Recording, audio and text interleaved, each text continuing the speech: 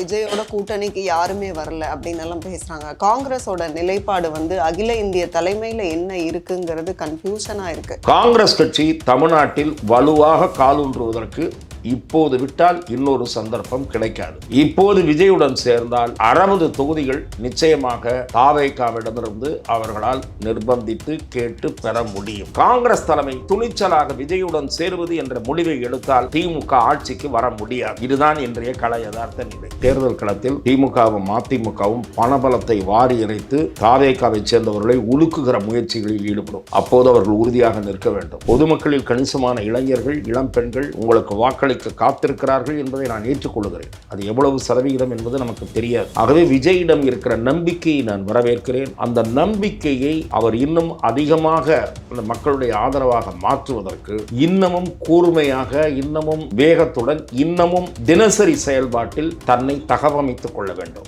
அதிமுகவை பொறுத்தவரை தேசிய ஜனநாயக கூட்டணி என்பது அகில இந்திய அளவில் தான் அது பொருந்தும்.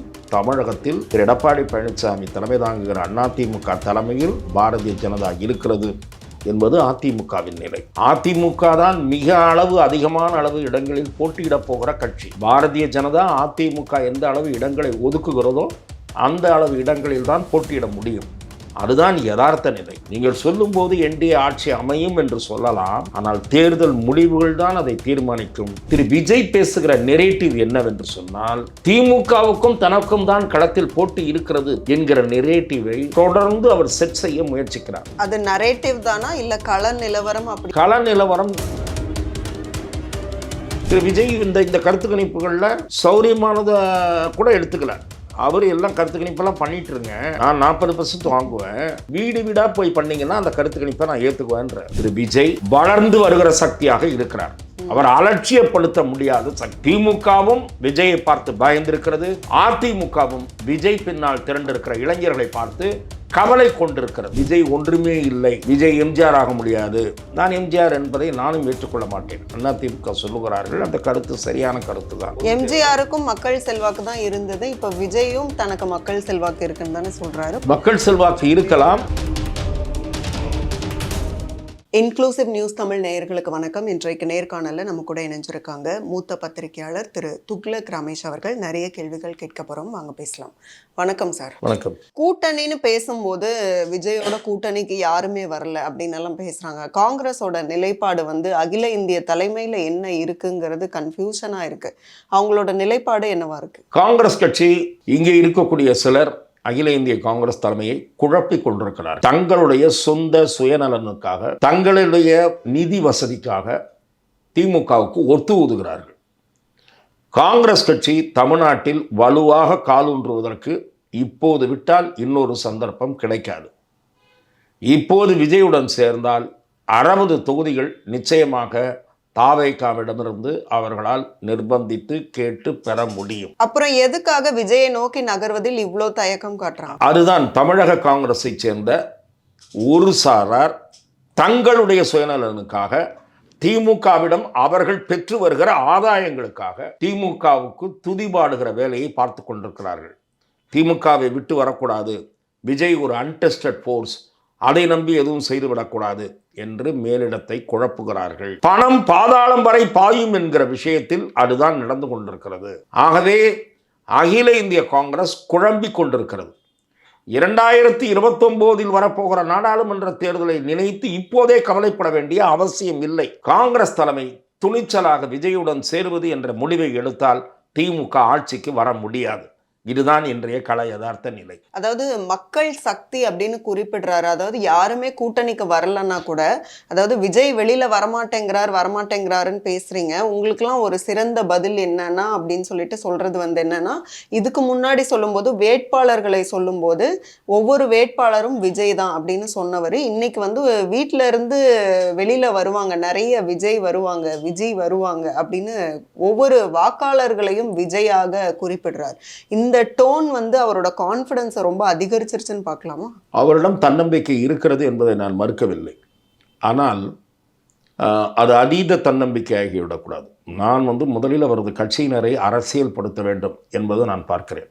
உறுதிமிக்கவர்களாக மாற்ற வேண்டும். ஏனென்றால் தேர்தல் களத்தில் திமுகவும் அதிமுகவும் பணபலத்தை வாரி இறைத்து தாவேகாவை சேர்ந்தவர்களை உலுக்குகிற முயற்சிகளில் ஈடுபடும். அப்போது அவர்கள் உறுதியாக நிற்க வேண்டும்.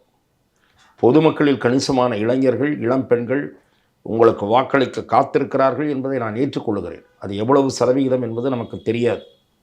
ஆகவே விஜயிடம் இருக்கிற நம்பிக்கையை நான் வரவேற்கிறேன். அந்த நம்பிக்கையை அவர் இன்னும் அதிகமாக அந்த மக்களுடைய ஆதரவாக மாற்றுவதற்கு இன்னமும் கூர்மையாக, இன்னமும் வேகத்துடன், இன்னமும் தினசரி செயல்பாட்டில் தன்னை தகவமைத்துக் கொள்ள வேண்டும். அன்றாட அரசியலில் தன்னை தகவமைத்துக் கொள்ள வேண்டும். ஒரு தலைவராக வந்துவிட்டவர் இடைவெளி விட்டு அரசியல் செய்வது அந்த கட்சியினுடைய வளர்ச்சிக்கு உதவாது, விமர்சனங்களுக்குத்தான் வழிவகுக்கும். அதிமுகவை பொறுத்த வரைக்கும் அவர் களத்திலே இல்லாதவங்க அப்படின்னு லாஸ்ட் டைம் குறிப்பிட்டிருந்தாரு. அதே போல இந்த டைம் சொல்லும்போது மூன்றாவது, அதாவது திமுக தலைமையிலான கூட்டணி கட்சிகள்லாம் சேர்ந்து ஒரு அணி, அப்புறம் தாவேகா ஒரு அணி, அது போக பார்த்தா பாஜக தலைமையில் மற்றும் சிலர் அப்படின்னு சொல்றாரு. அதிமுகனே குறிப்பிட மாட்டேங்கிறார். ஸோ எதுக்காக இந்த போக்கு? அதாவது எம்ஜிஆரோட இடத்துல, அதாவது திமுகக்கு அடுத்து இப்போ அதிமுக இல்லை, தாவேகா தான் இருக்குது, நான் தான் இருக்கிறேன் அப்படிங்கிற மாதிரி டோன்ல அவர் எடுக்கிறதுக்கான ரீசன் என்ன? இல்லை, பாரதிய ஜனதா கட்சியில் தலைமையில் தமிழ்நாட்டில் ஒரு அணி என்று சொல்லுவதை அதிமுக ஏற்கவில்லை. அதிமுகவை பொறுத்தவரை தேசிய ஜனநாயக கூட்டணி என்பது அகில இந்திய அளவில் தான் அது பொருந்தும். தமிழகத்தில் திரு எடப்பாடி பழனிசாமி தலைமை தாங்குகிற அதிமுக தலைமையில் பாரதிய ஜனதா இருக்கிறது என்பது அதிமுகவின் நிலை. ஆனால் பாரதிய ஜனதா கட்சியினுடைய அகில இந்திய தலைவர்கள் இங்கே பேசுகிற போது என்ன சொல்லுகிறார்கள் என்றால், இது என்டிஏ அணி என்று சொல்லுகிறார்கள். அதிமுக கூட்டணிக்குள் போய் இணைந்த அம்மா மக்கள் முன்னேற்ற கழக தலைவர் திரு டிடிவி தினகரனே என்ன சொன்னார்? என்டிஏ அணியில் நான் இணைந்திருக்கிறேன் என்கிறார். ஆகவே அது என்ன நோக்கத்திற்காக அது சொல்லப்படுகிறது? கூட்டணி ஆட்சி வர வேண்டும் என்ற நோக்கத்திற்காக சொல்லப்படுகிறதா என்ன என்பதை நாம் பொறுத்திருந்துதான் பார்க்க வேண்டும். விஜய் சொல்ற மாதிரி அது பாஜக தலைமையிலா இல்ல அதிமுக தலைமையிலான்னு குழப்பமா இருக்கு. இல்ல, அதிமுக தான் அதில் பிரதான கட்சி, அதை மறுத்துவிட முடியாது. அதிமுக தான் மிக அதிகமான அளவு இடங்களில் போட்டியிடப் போகிற கட்சி. பாரதிய ஜனதா அதிமுக எந்த அளவு இடங்களை ஒதுக்குகிறதோ அந்த அளவு இடங்களில் தான் போட்டியிட முடியும். அதுதான் யதார்த்த நிலை. நீங்கள் சொல்லும்போது என்டிஏ ஆட்சி அமையும் என்று சொல்லலாம், ஆனால் தேர்தல் முடிவுகள் தான் அதை தீர்மானிக்கும். அதே போல் தேர்தல் முடிவுகளுக்கு முன்னோ பின்னோ சூழ்நிலையை பொறுத்து தான் திரு எடப்பாடி பழனிசாமி அதற்கு இசைவு தெரிவிப்பார். திரு விஜய் பேசுகிற நெரேட்டிவ் என்னவென்று சொன்னால், திமுகவுக்கும் தனக்கும் தான் களத்தில் போட்டி இருக்கிறது என்கிற நெரேட்டிவை தொடர்ந்து அவர் செட் செய்ய முயற்சிக்கிறார். அது நரேட்டிவ் தானா இல்ல கள நிலவரம்? அப்படி கள நிலவரம் இன்று அப்படி இருக்கிறது என்று நாம் சொல்ல தயாராக இல்லை. அதை நாம் பிப்ரவரி இறுதியில் தான் கூற முடியும், மார்ச் மாதம் முதல் வாரத்தில் தான் சொல்ல முடியும்.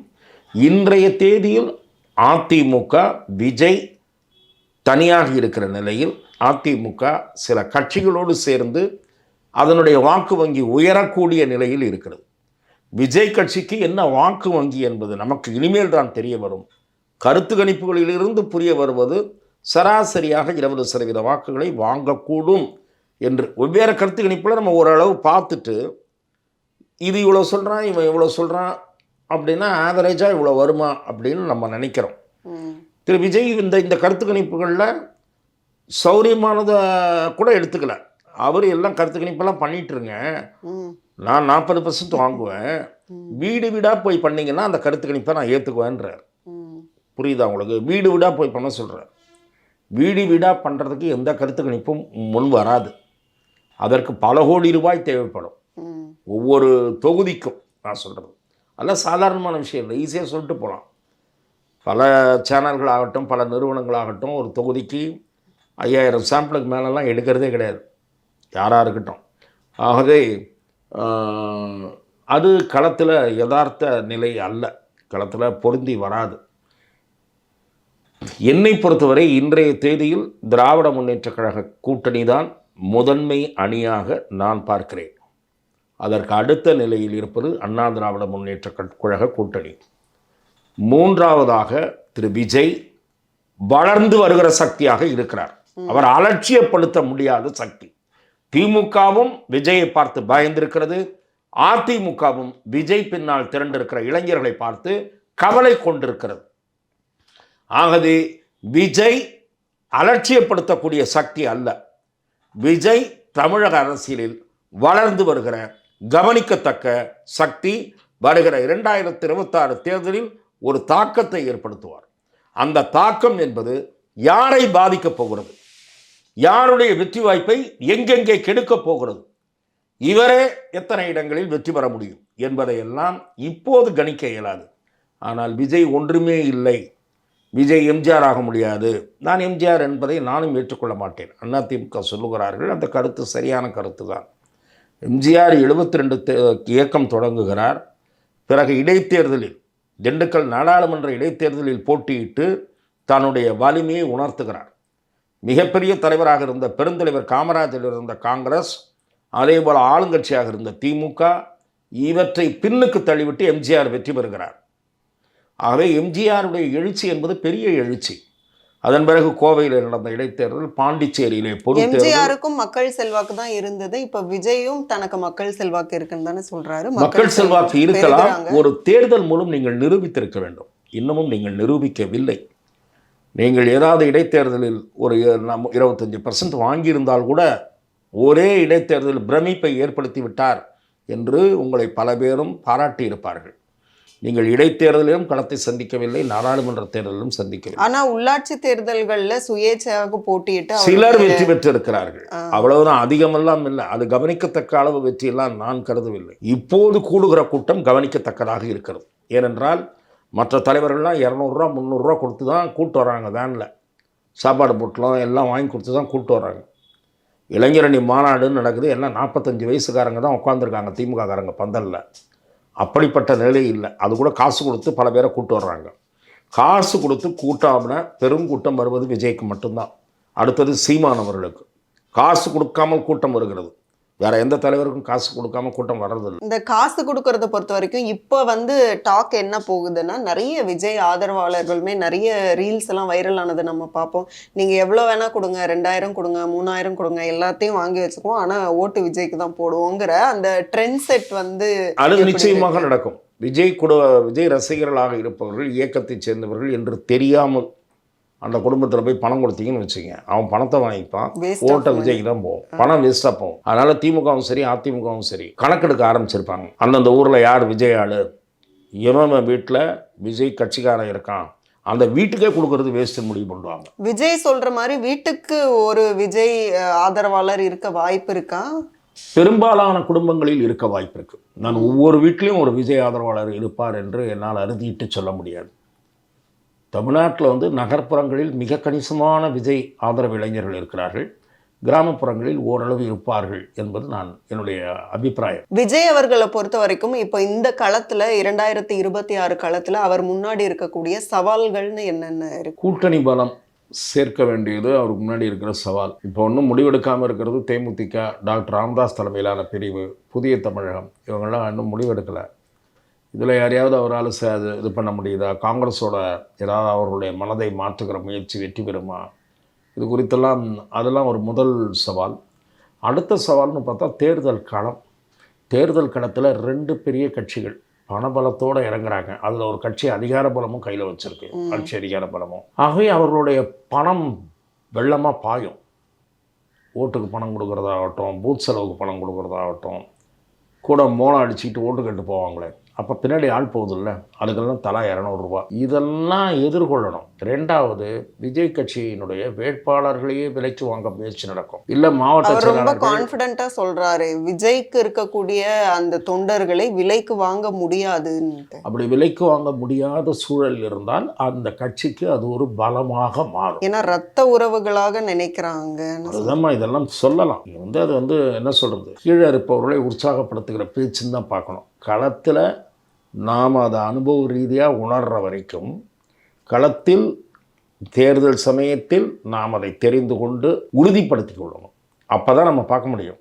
அப்படியே நிற்கிறான் கேண்டிடேட்டு, செலவு பண்ணுறான், அவனும் ஈக்குவலாக செலவு பண்ணுறான்.